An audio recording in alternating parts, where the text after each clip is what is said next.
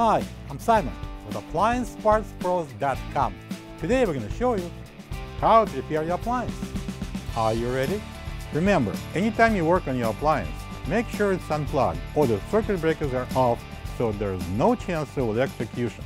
In this video, we'll show you how to replace the door bean in a Frigidaire refrigerator. It's going to be a very easy repair, should only take a few minutes to show you how to do it.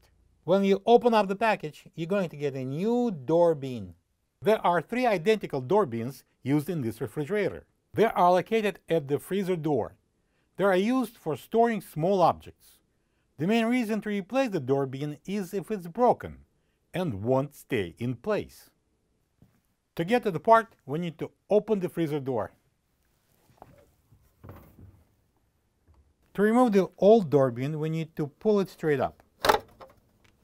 This is the old door bean next to the new one. If you don't have this part, you can get it from AppliancePartsPros.com. And now I'm going to show you how to install the new door bean. We're going to bring it in, slide it in, and press it down. And now when we're done, we can close the freezer door.